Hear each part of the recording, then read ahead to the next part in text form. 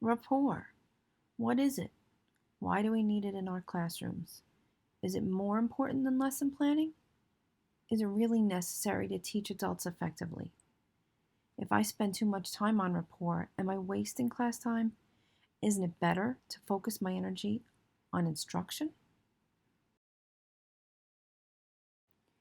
Effective educators and teachers in training ask themselves these questions. We know that rapport isn't ignored by administrators. It does have a checkbox in the Danielson framework for lesson planning and for formal observations, but do administrators know its value? Do they see rapport as necessary or just an added benefit? Teachers familiar with second language acquisition understand that rapport is, in fact, a necessary component in successful ESL instruction, and perhaps even more so in the adult ESL classroom.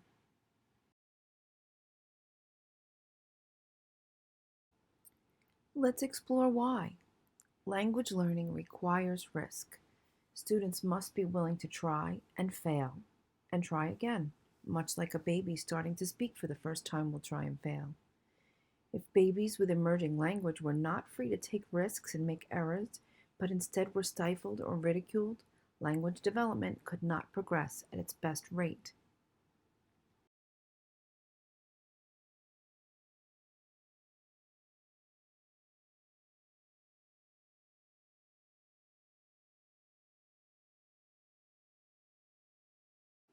And remember the prominent theorist that studied second language acquisition, Stephen Krashen? Krashen found that second language was acquired in much the same way that babies learn their first language, naturally. This means that second language students need to feel comfortable enough with their instructor to trust them so they can take those same necessary risks.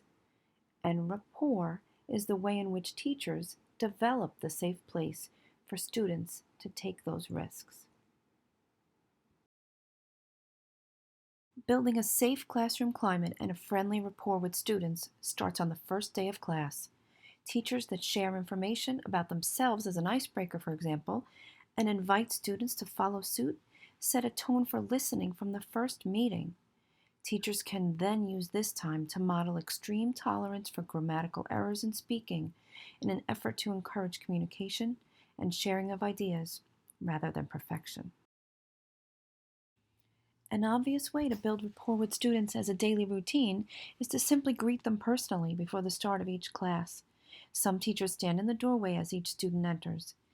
Giving students a moment to speak to their professor one on one without the pressure of the entire class listening builds their confidence and also demonstrates a teacher's compassion for the difficulty of taking risks.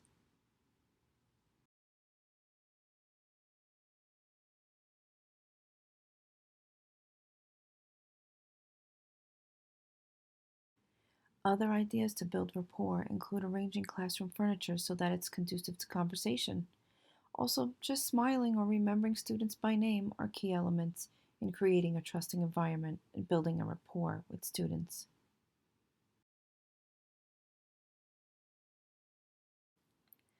In the adult ESL classroom, students can be intimidated by the education process and by the professor. Some of the adults in attendance might not have been in a classroom since they were children. Often, adult students enter the classroom convinced that they will not understand the instructor. So it is beneficial to build trust by speaking slowly and clearly, avoiding contractions or slang or idioms. It's also helpful to gesture while speaking and to be animated and expressive. Remember, the idea in communication is to be understood. Nonverbal cues can be very helpful in understanding meaning. Drawing pictures or writing keywords on the board to assist those who are having trouble understanding is another way. Lastly, be sure to repeat instructions at least 3 times and in 3 separate ways, using different words. When a student has only a portion of the vocabulary of their second language in their command, it's best to expand that by expressing ideas repeatedly. All of these communication tools help to ease the tension of the adult learner.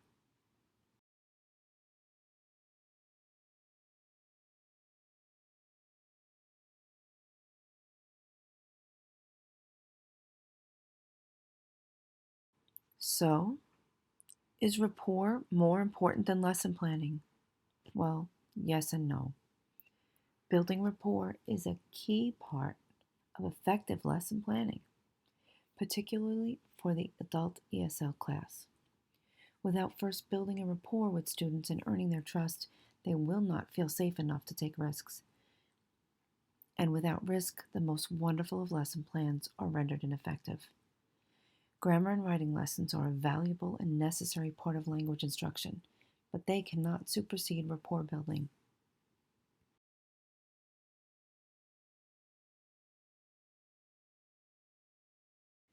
Because that is what gets students talking.